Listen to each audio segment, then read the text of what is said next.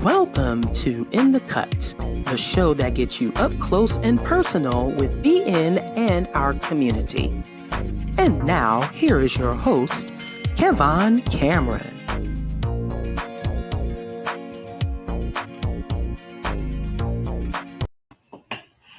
Good afternoon, everyone. Thanks for joining me. Welcome to In the Cut, the show that gets you up close and personal with BN, our community happenings, and all the good stuff going on with the meetup group and the organization.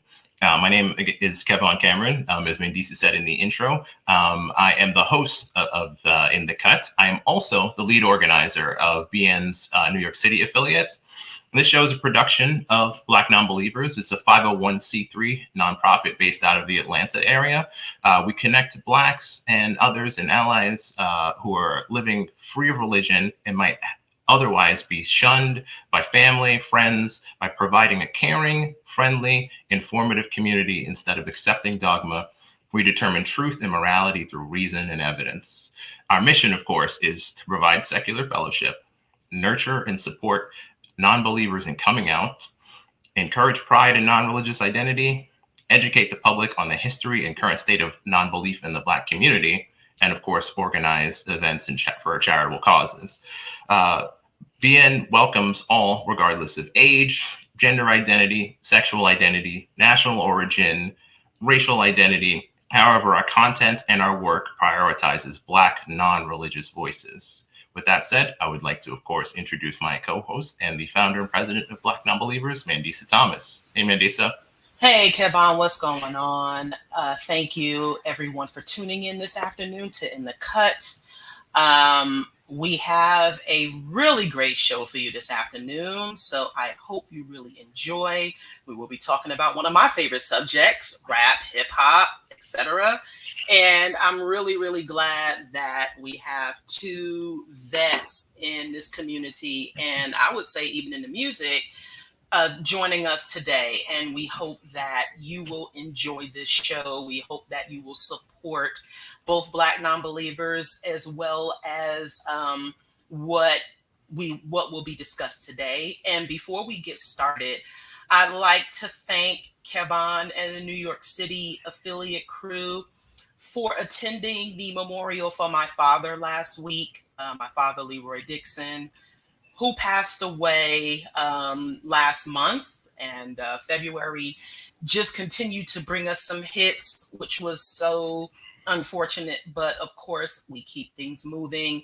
And it's important that even in times of grief and sadness, this is one of the most important times for us to support each other as a community. And I am no different than anyone else in needing that type of support. So I really do appreciate you, Kevon, Nicole, and Chris, and, just everyone. I mean, it was great seeing my family and great being, in New York for that time being. And for those of you who didn't know, my dad was pretty non-religious. He grew up in church and hated it.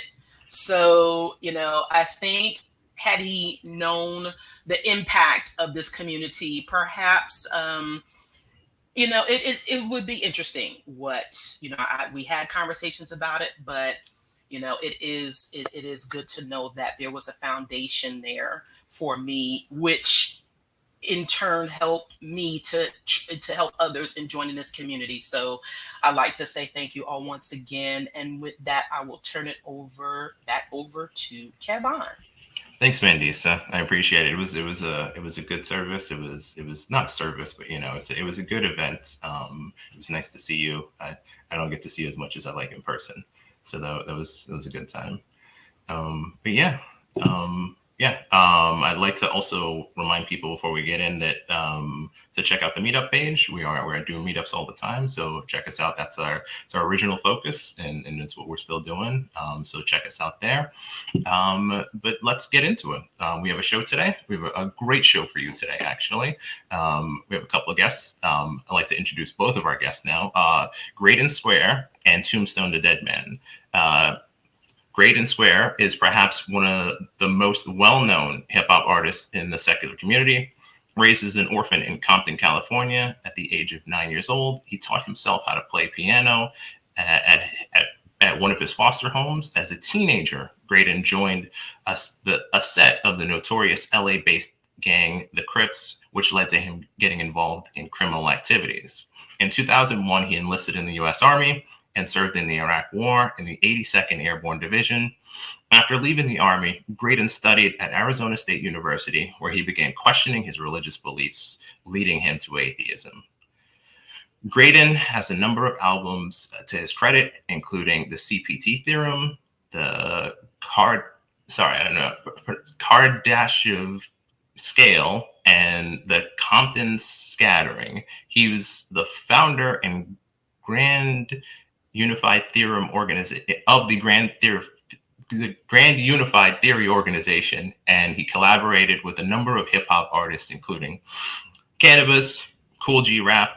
Greydon has also been featured at many secular events, including BN's Reason Rally After Party in 2012, and has appeared in a documentary, Contradiction, A Question of Faith, and the Freedom from Religious Foundation's Free Thought Matters TV show. He was also featured in the Free Thought Today's January to February 2022 issue in their tribute to Black history and secularism, citing musical influences such as Rakim, Phil Collins, DJ Quick, Dr. Dre, Quincy Jones, Stanley Clarke, Cedric Williams, and the Bee Gees. Greydon's music combines atheism, critical thinking, hip-hop, and scientific inquiry. Now, raised in Edmondson Village on the west side of Baltimore, Maryland, Tombstone, on a dare, began exploring the art of rap at 13. That dare led him to honing his craft and eventually performing in various local talent shows and clubs, including the Talking Head, and Club International. Rising to another challenge, Tombstone began producing his own tracks and taught himself how to use recording equipment and to compose beats. Intrigued by the production side of the music industry, he stepped away from the performance arena to polish those skills. Tombstone started performing again when his Rational Warrior YouTube persona was challenged to make a video showcase. He was eventually noticed and promoted by several large YouTube channels, including having his song Poison featured on The Atheist Experience, the most well-known host of that show being, of course, Matt Dillahunty. This exposure eventually got Tombstone booked at the first Reason Rally in DC back in March 24th of 2012. Since then, he has released 10 albums and EPs, and in 2021, Greydon and Tombstone joined forces with Joseph Arnold to start a comic book company known as Majestic Comics. I would like to now introduce both of my guests, Greydon Square, Tombstone Da Deadman. Sorry for butchering some of the language there. I'm really bad at pronunciation sometimes. No worries, Kevin. No worries. But yeah, so thanks for being on the show. I am, of course, familiar, but I don't necessarily know all that much. I've seen some YouTube stuff. So we're gonna start out like we start out with most of our guests, well, with all of our guests. And I don't know which one of you would like to go first, but how did you get to where you are as far as your non-religious perspectives? Yeah, okay, fine. Like most people in this country, and I might even say globally, I was raised religious. Come from a religious background. My father died a pastor. His father was a pastor. And like most people, as a child, you really don't question a whole lot. And if you do have questions, you kind of keep them to yourself because there's a social penalty sometimes for asking certain questions around other religious people. And on top of that, you're taught that God is always watching, right? So you just don't know really how to confront a lot of these questions that you had. I was raised in a Pentecostal church, and it's that experience. There was a lot of things in that experience that caused me to have doubt about a lot of the things that was happening, everything from the speaking in tongues and some of the other concepts or whatever. But like I said, as a kid, I really didn't have a large enough knowledge base to be able to contrast and compare what they were saying versus actual reality, right? But the older I got, the more information I started to get, and the more a lot of these things just did not sit right with me. But I did not attribute that to there not being a deity. I just attributed that to maybe I'm in the wrong religion, right? So at a certain point, I converted to Islam, and I was Islamic for quite a few years, but the same problems popped up again, right? Basically, you would have certain questions, and you would ask the imam, and the answers they had kind of shaky, baby. You know what I'm saying? It's kind of shaky. And then when you go and do your own independent research, you start seeing things that don't quite add up with the history and the culture of the people back during that era. And finally, it got to a point where I decided that it made more sense for me to apply the same methodology to religious claims as I did everything else, and not give that the benefit of the doubt of that's the default position of reality. And in doing so, it did cause a lot of turmoil, both within myself and with family and friends that were religious based or whatever. And it took a little time. Some of them grew to accept that I was not a believer anymore. Some of them have not to this day. And they usually fall in two categories. One category to say, he'll be back, right? And the other category of they really don't want anything to do with me because of that. Not now, get me wrong, I was not always the best person, right?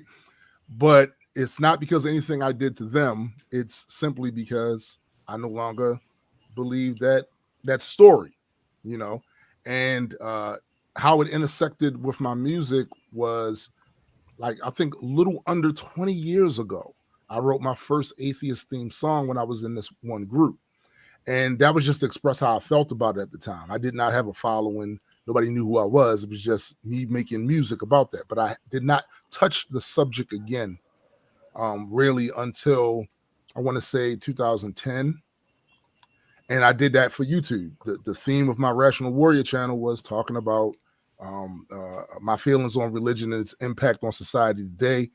And when like you said in the bio, when my channel was challenged for me to show some sort of talent I just put an atheist thing wrapped up there. I had no idea it was going to do what it did. I had no idea it was going to lead me into a certain direction musically, at least for one album, and allowed me to meet the people that I got to meet. I met Greydon through all of that. And just a whole community of other supporters and well-wishers, and who a lot of them are now like family. Some of them are even on this thread right here, the comment thread. And it, for me, the experience has not been overly negative, so I don't have negative experiences about that. And I know some people do, you know, but I think I've gained more leaving that stuff where I found it than lost anything. Okay, sounds good. I want to hit the Greydon's sort of introduction, and then I want to circle back to something you said. But first, Greydon, go ahead. How did you come to your non-religious perspectives? So I always answer this question twofold, because there's a kind of a head-heart answer to this. I think, like Tombstone said, we were all kind of programmed and indoctrinated with religious belief, just because of the nature of the culture that we grow up in. But I was always very critical, not only of that culture, but of the origins of the beliefs in that culture. Me personally, I was very fascinated with Civil War history, the history of slavery, the history of the transatlantic slave passage, and the transatlantic slave trade route and stuff like that. So I was always interested in like how we got to where we are and why we believe the things that we believe. And something that never really sat with me was believing in the gods of my ancestors' slave masters. I never accepted that. That was something that I felt like, even if I thought that there was something to it, there was always something to that I could never accept. So that's the first side of that. And then the head side of that, because I think that was the heart side of that. I think the head side of that was, the exposure to science and technology and critical thinking and applying that to what I was told when I was intellectually defenseless. Most of the time that we receive religion, we receive it in a state or in a time where we are intellectually defenseless to criticize or to be critical and scrutinize what is being told to us. So once I was old enough, and I had a personal relationship that kind of would tackle these questions on a regular, and that kind of led to me really getting deep and scrutinizing what it is that I proclaimed that I believed and what I thought I believed. So I think those are the two answers that probably are most apt to answer that question. Okay, really cool. Yeah, I appreciate that. We're going to get into some more stuff from you guys, but first, as I mentioned, I wanted to circle back to something that Tombstone said. You went from a sect of Christianity to Islam. Yeah. This was not my path. I found myself in elementary school asking my friends like questions about religion and like, hey, this Adam and Eve stuff, this doesn't quite make sense. Right. And I was shocked that they still believed it. It's like, they agreed, okay, yeah, this doesn't, Noah's Ark, that doesn't, logically, even to a child, it doesn't make sense. And I was shocked that they still believed it. To me, it just didn't. But so this was never my path. There was never a point where it was okay. It made sense to me.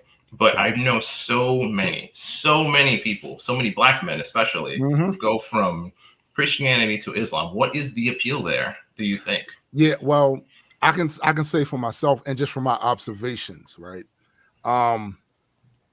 With certain denominations of Islam, especially the ones that sprung up here in the United States, there is a political component to the religion. And once, as a Black male, you get to be a certain age, you start to see that certain things, you don't get treated necessarily like everyone else. Like, there is a shorthand about your existence. People don't have to know who you are personally. They see you and they make assumptions about what your character is. That does spark a certain amount of rage. And you got to remember that around the time period when all this was like the early 90s, right?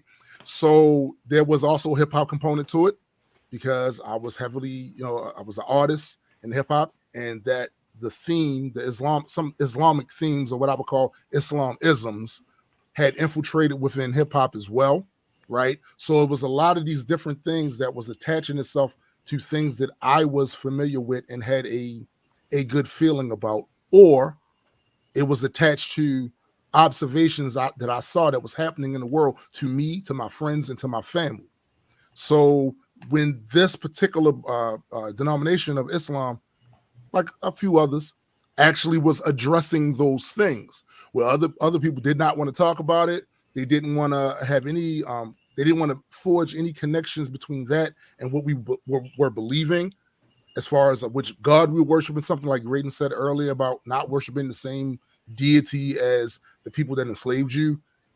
All of that is like a mixture of what drew me to it, because it wasn't just the faith stuff itself. It was the trappings around it, the political trappings, the allure of something being said to be more culturally fitting of something your people were into before the slave master came over here. And I think if you was to talk to a lot of former Muslims, Black Muslims, who are now not religious at all, they would tell you something similar, that they really was to analyze what drew them to that. Okay. That makes sense. I get the political angle. It sort of plays on you're Black, you shouldn't be worshiping the white man. I mean, I guess I should have. I mean, I guess that's at the same time I can understand in that case why the Black Israelites are also so. That's why they're a thing. They hit that note very hard. Mm-hmm. Okay, that it's sort of making sense to me now. Okay. All right. So you guys have both been doing the music thing for a while. You've had an incredible influence in the connecting the sort of atheism movement to the hip hop and critical thinking, just blending this all together. Do you think the sort of creative side, because there aren't that many people, I would say, fall into the genre that you guys do.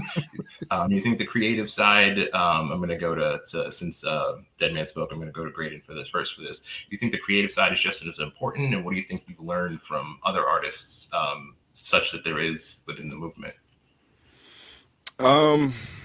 Well, I think the creative side is important. But I mean, we were the first, like Tombstone was the first person I ever heard talk about atheism like in hip hop like that. I feel like I came up under him, and you know, him being from the East Coast, me being from the West Coast, it was like I wanted to put the West Coast spin on the sound of what we were talking about, because at that point, you know, atheism was like a new toy for me. It was like, and I come from gang culture, so I was representing atheism almost as if it was my new gang. And I think it was important to kind of get that out of my system early so that I could build GU, so that you know, I could do projects like Extropy and Entropy and Majestic Comics and stuff like that. Because in the beginning it was very much more reactionary. Even though I felt like my heart and my head was in the right place creatively, I was still kind of more being reactive instead of being proactive. So you know, and I think, taken from his example, right? Like, because you asked what did I learn from other artists, was just to not be scary, you know, to not be afraid to say things that needed to be said. He was saying things that needed to be said, so I started to say things that I felt needed to be said, and nobody was saying those things. I felt like we were the first to really start saying those things. That this is why I get really, you know, cautious about how sensitive people are about the things that are said creatively, because it's like we've said a lot of things creatively about a lot of things, and looking back through the lens of today, a lot of people would be offended by a lot of the stuff that we've said. You know, I think it just goes with the territory of being out in front with that sort of thing. But, you know, creatively, I feel like we've tried to infuse the purity of authentic hip hop into, because one thing that the thing about me and Tombstone is we were MCs before we quote unquote deconverted from religion and or got into atheist activism. I was making music, you know, my whole life. I've been making music since I was 9 years old, 9 years old. So atheism was just the expression at that time of something that I was coming to terms with intellectually, personally, you know, psychologically, you know, even I'm going to borrow the term from religion, spiritually. I think there is a self-observant and presence that you have to take from that, which I would say is probably the closest thing I would define as being spiritual, right? Being present and being observant of one's internal self. But, you know, at the end of the day, it was like I was ready to leave behind my original theological programming for a higher order of thinking. And I tried to express that with the music. Yeah, that makes sense. Tombstone, same question to you. What do you see in the industry these days, as far as, you know, your specific like segment of the industry? So that's kind of complicated, because I do have viewpoints about the direction that my particular genre has taken, and I understand why it went that way. I do. It's monetarily motivated, also motivated by algorithms. At some point, somebody somewhere realized, right, that if you appeal to the lowest common denominator, a lot of people will relate to that, right, and they will engage with that particular thing. For me, though, that's not really why I started rapping in the first place. like I said, it started off as a dare, but as time went on and I evolved, it was more about just expressing my viewpoint from my perspective about the world from inside here outward. And it became, you hear a lot of artists talk about how their music is therapeutic. I think at best it's a placeholder for actual therapy, right? At best. So my music kind of served that purpose as well. Connecting it to atheism, for me, this was just another topic that is something that I strongly disagree with, which was religion. And it was anything that I strongly disagreed with, I threw bars at it, right? And I'm kind of still that same way today, even though the focus of that is not religion anymore, but it's basically I'm doing what I typically have always done with my art. If it's things that I disagree with, I throw bars at it.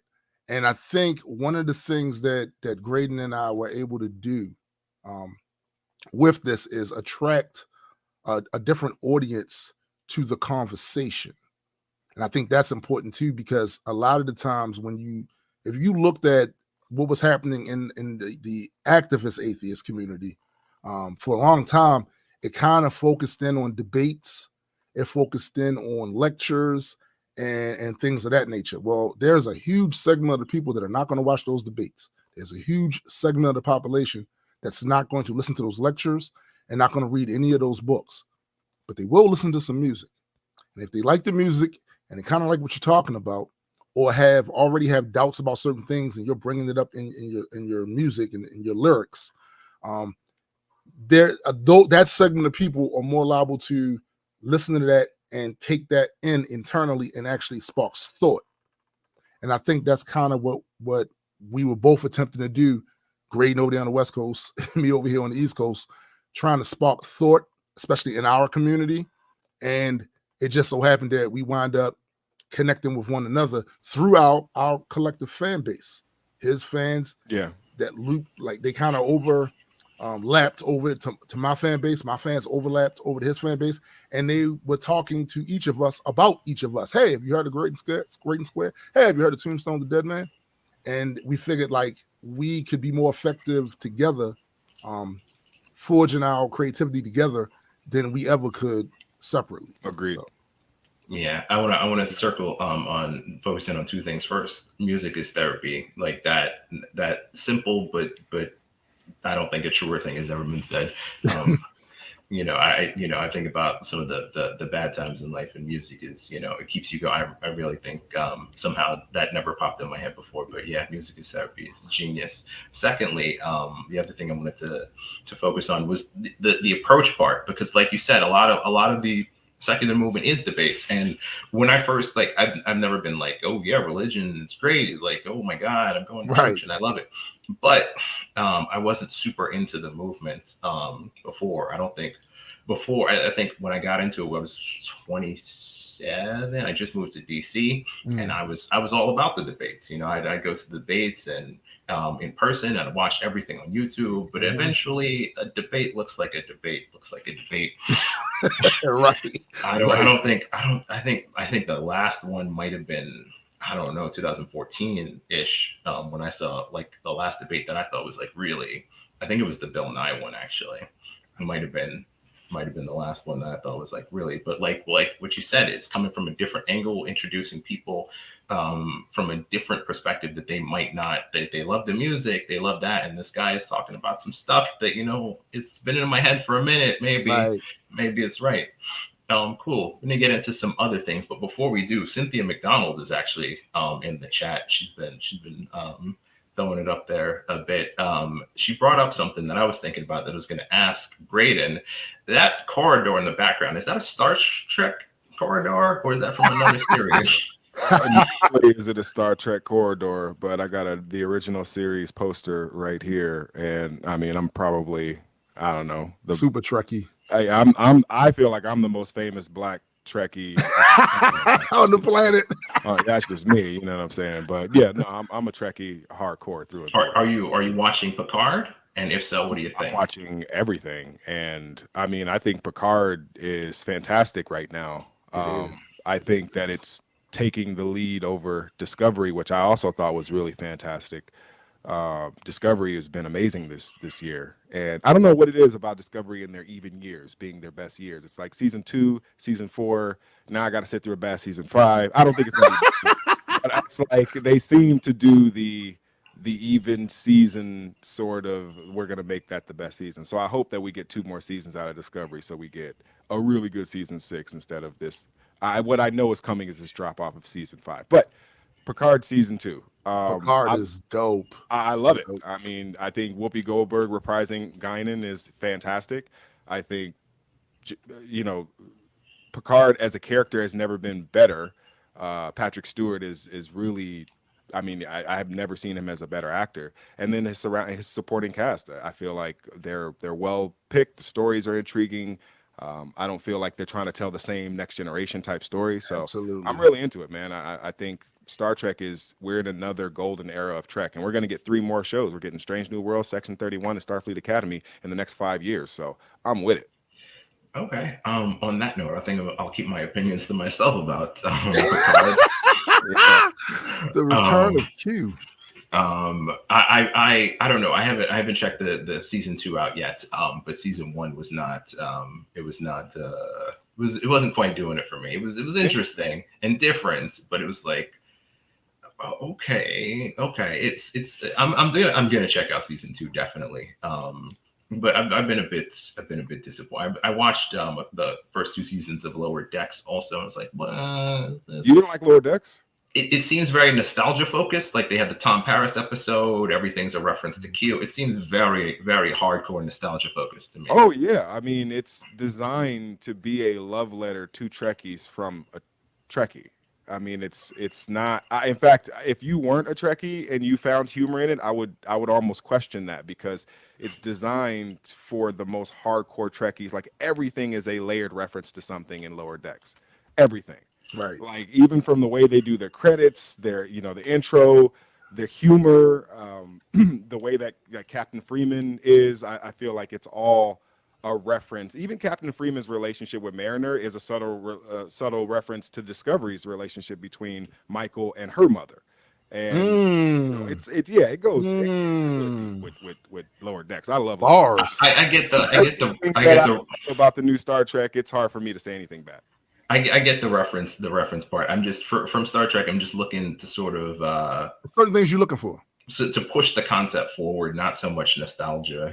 I think I'm not gonna. So have you watched season 4 of Discovery? Do you feel that way? I have not. I'm way behind. On Discovery. That's why you're saying that, because you haven't. I don't. Season 4, they literally push the boundaries extra galactic. Okay. Yeah, I gotta catch up. Find some time to really sit down and catch up on everything. I saw a poster for Picard, and then it was on YouTube yesterday, and I saw the second episode of season 2 was already out. I was like, oh, I'm behind. So check that out. But enough about me and my hypercritical nature of everything. You guys are actually collaborating on a project currently. Tell me about the comic book series Extropy and Entropy. What's going on there? Give me a little rundown of what you guys are doing with that. Open this one up. Yeah. So basically, we wanted to tell an exciting ongoing saga that at the same time asks some really big questions about the nature of reality and existence and all of that. And there's a lot of meta commentary to it. Also, me being a big fan of Stan Lee, Jack Kirby, Todd McFarlane, Dwayne McDuffie, people like that. We thought it would be awesome to create our own fictional universe. And we had this discussion about it 7 years ago. And that's actually when the origins of the project. As a matter of fact, correct me if I'm wrong, Greydon, the kind of part of the origins is also a song we did together where we utilized these terms in the song, and it kind of just started, expanding from there. Yeah. We did a Bloodsport, right? Bloodsport, yeah, the song Bloodsport. Yeah, we did a song called Bloodsport, and there was a line in there that said Extropy and Entropy, preparing as a team to bring a lesson to our enemies. Right. And I remember when we did that song, I think it might have been the first song we ever did together. No, the first song we did together was on my Rise of the Infidel album. They Want to Silence Us. That song. Oh, okay. That was the first one we did. Okay. But that is one of the early songs. That's one of the early songs. Yeah. And because I remember I used that term very, very early because you were always the entropic man. I was always a proponent of extropianism. And the reason why we came together and the reason why Extropy and Entropy became a thing is because there's a lot of symmetry between our music. There's a lot of symmetrical balance between your aggression and force and my analysis and absolutely scrutiny. And to me it was a natural fit for us. I mean, you've been around the block many times and you know about storytelling. You see the feathers. You see the feathers. Yeah. You know what I'm saying? You're seasoned. But it's like I felt like when we were talking about the original, because what people don't know is there was an original conversation about a comic book that we didn't end up using. Yeah. And that was, the initial kind of us talking about this coming out of that song. But I think it was really us trying to tell a story that asked some pretty big questions, because we were asking pretty big questions in our music. And we felt like if we could do this in music, then why can't we do this in storytelling? Absolutely. And it's like you said earlier, we attempted to the first version of this, we tried to holistically create a reality, but it failed because we tried to do too much at once, right? And you can find elements of that universe in two songs I've written called Dark Matter Issue 1 and Issue 2, where it kind of talks about specific characters in that story.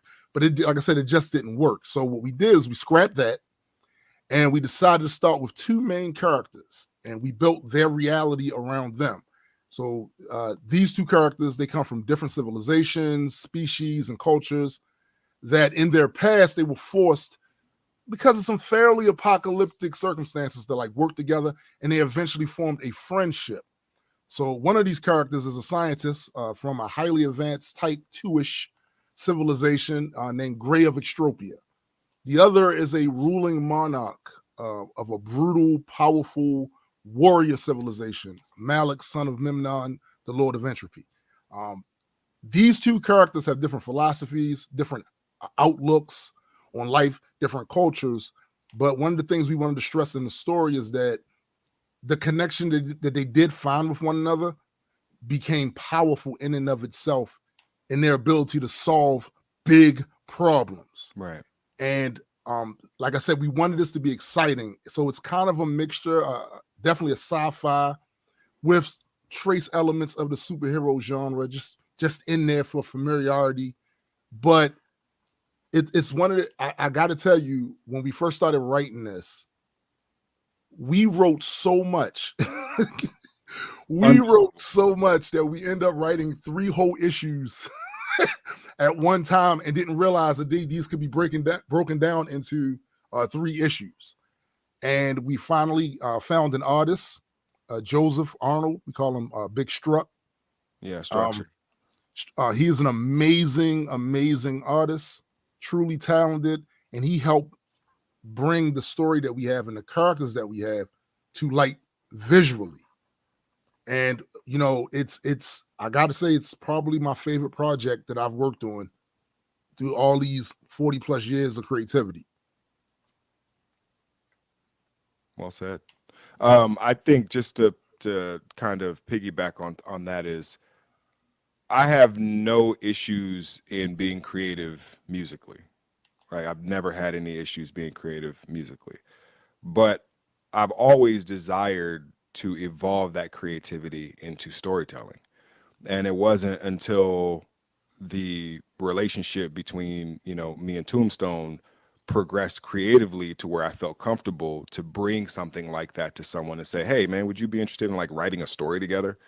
And, I think it was born out of both of us really looking at comic books as a place of validity, right? Yeah. Like a place of fictional validity. And so what I've always tried to do is give our universe, our reality, the Majestic Comics universe, its own real validity. And one of the things that we did was we basically argued that within the context of our universe or omniverse, every reality in that omniverse is equally true and false. Yeah. Every one of those realities, we give the same level of validity that we give our reality. Whether you think Absolutely. this reality is real or not, we give that the same level of credence. And so when we tell stories from the perspective of this is actually happening somewhere in our greater omniverse, and we're Right. just the authors kind of bringing it to the reader. Yeah, I think that's amazing. I think comic books, science fiction and comic books, especially if you look at, as you mentioned, Tombstone Stan Lee, the things that man did that appeal to people who don't even quite get like the significance. A lot of people. I remember working with this guy years ago, white guy, cool guy, you know, very, very dialed in, like lived in Maryland, but just dialed into like New York politics, asking me who I voted for, you know, before I left New York. Like didn't get the, like loved X-Men, but somehow didn't get the political undertones. Yeah. Didn't get like how do you not see the sort of civil rights message there? Right. So right. it's really interesting that it can even appeal to people who don't quite, you know, get the message, but for the people who do, it's really powerful and motivating. It becomes layered. So much like in music, there are people that only focus in on the instrumental. They'll tell you quick, I like the beat. They don't pay attention to the lyrics or what's being said. Then there are people who enjoy all of it because it's a layered experience. It's not just the instrumental track that sounds good, but it's also what the artist is saying / singing, right? And these things become soundtracks to their lives. Comic books, fiction in general is no different than that, where it's multi-layered. So yes, the author is attempting to tell a story and lead you on this journey somewhere. But within that story, he has infused his worldviews, his observations, personal experiences from himself that he might just alter a bit for the purposes of the story.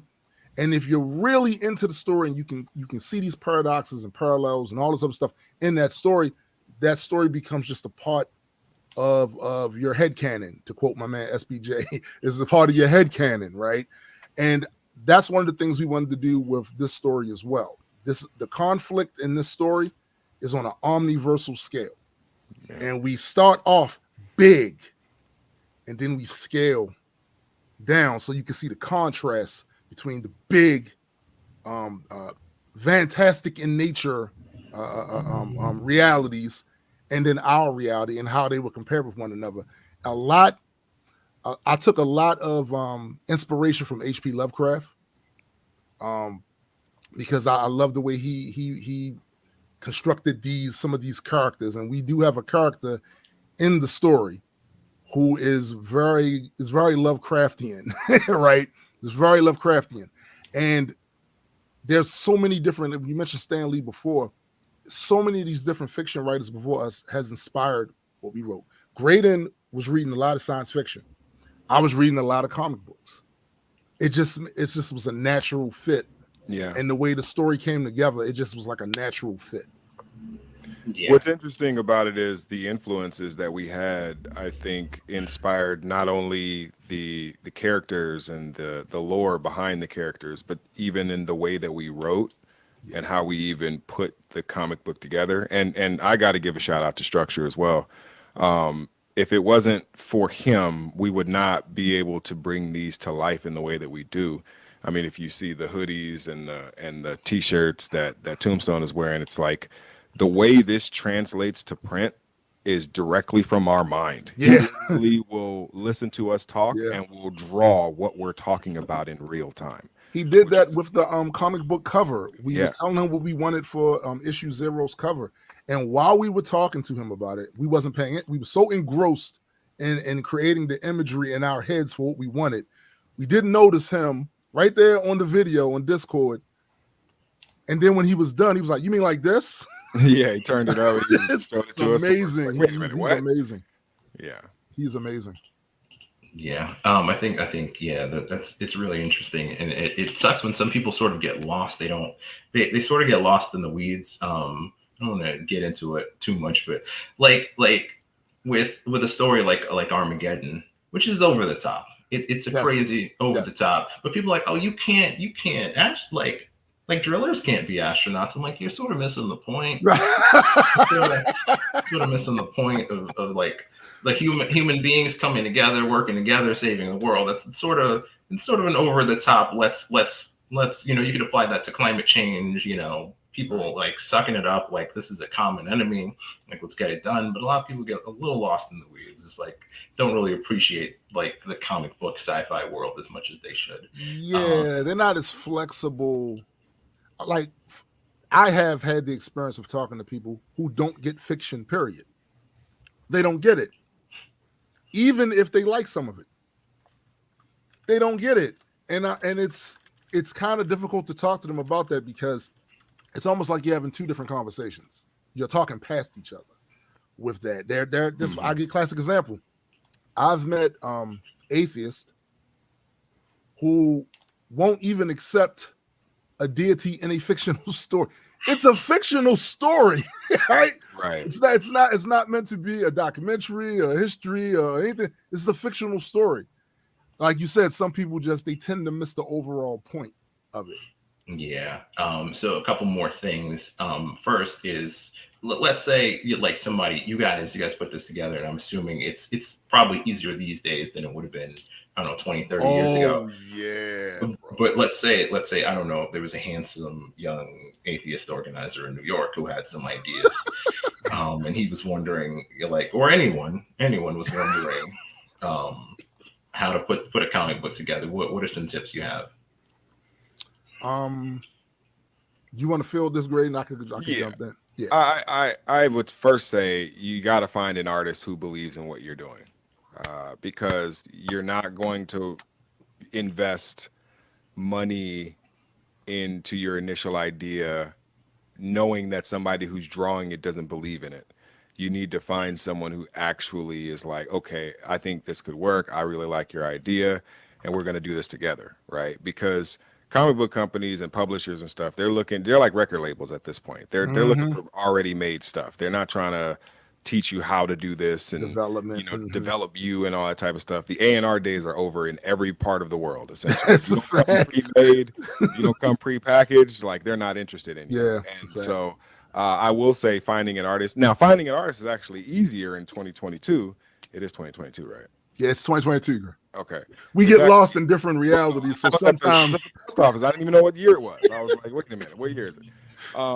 But you kind of get into this thing now where it's like it's easier to find an artist because you have places like DeviantArt, where it's literally a social media community of artists, and you can find people who are interested in writers, people who want to tell stories. They just don't have, they're locked in their own kind of universe of creativity, so they don't really know how to get out of that. So they're looking for people to come in and help with their writing.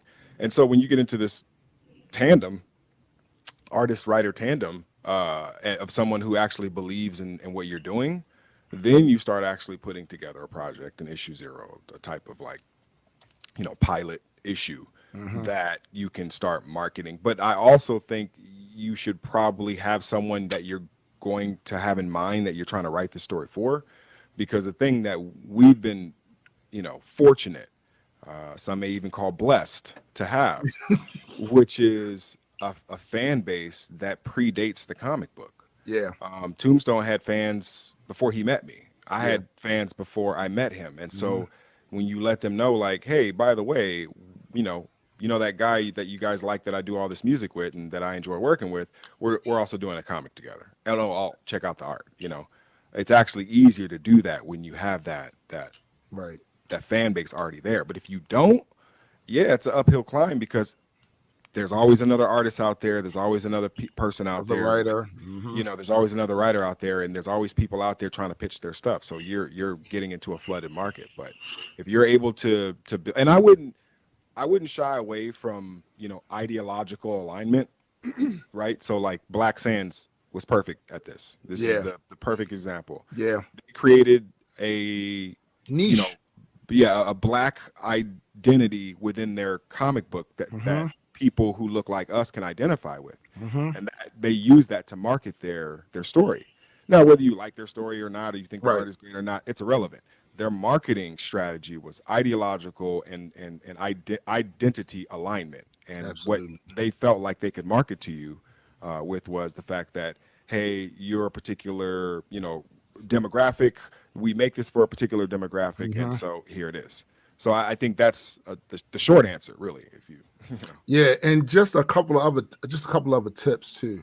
So before you for any writer who has ideas and stuff, before you enter into that lane and pitch, a couple of things you might want to do first. Like Greydon said, it's a lot easier now to get artists, and even though some of these artists might not have the time, they might have their own agenda where they don't have time to do an entire book with you. You can pay them relatively very little money to at least design the characters, right? Somebody hit us with a pitch a few days ago, and he had the characters already designed, and he had the synopsis of the story, and it was dope. My one of my other broadcast partners, SPJ, had a synopsis already, and he just recently got his first character designed. So the pitch looks more impressive. People can get. We're mostly visual. We want, and it's a comic book, so people want to see what we're talking about here. So if you have characters that you created that are engaging and they are the epicenter of your story, at the very least, go get an artist to design them. Have your synopsis together, and then when you pitch your story while showing the picture, it actually helps the company to visualize it better. But if said young atheist from New York has some stories, has some bars in the comic book realm, I mean, Majestic Comics would be very interested in hearing what it was. I'm just saying. Okay. I might pass that along to I know someone who looks a lot like me. But yeah, so it's Majestic Comics, right? And the current comic book is, of course, Extropy and Entropy. Where can people find that? So right now we're running a Patreon campaign. We're getting ready to set up a Kickstarter campaign. In fact, we'll be finalizing that in the next week or so. Right now, the best place to check out an early preview of the comic, you can read an early release of issue 0, The Fulcrum Point, on our Majestic Comics Patreon. So that's patreon.com/Majestic Comics. We have that up in the They got it up the on chat. it. They on it. They on it. There we go. And then also, we'll be announcing when we have our physicals, because we wanted to make sure that the physicals were in good quality, and we've been kind of navigating some supply line shortages and stuff like that. So we just want to make sure that we do our due diligence before that, but we will let people know when the actual physicals become available. Okay, great. The link is up in the chat. It's a Patreon link /Majestic Comics. So check that out, everyone. Mandisa is back. I assume she has some insights. What's going on, Mandisa? Absolutely. And this was just it was a dope ass interview. Thank you both, Gray and Stone, for joining us this Saturday morning /afternoon. And I will say that I'm very proud to be working with you both on the back end with the comic and working and helping with press and establishing, setting up interviews.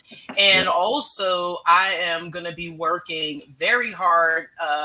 If anyone here is familiar with Dragon Con, which takes place Labor Day weekend in the Atlanta area,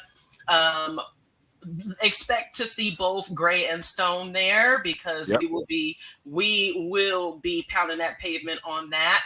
More than likely they'll be on the Skeptic track for that. So be prepared to see Majestic Comics and Extropy and Entropy in person at many events.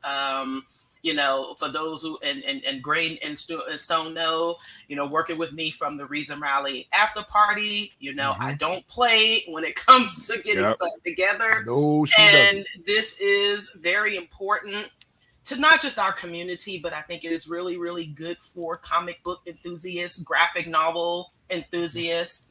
And I think it's important that people support this project, especially with it being Black led and having the Black thought behind it. So and it'll be enjoyable for everyone. So thank you all so much. This was really, really wonderful, and I just appreciate you both once again. This probably will not be the last time y'all are on the show.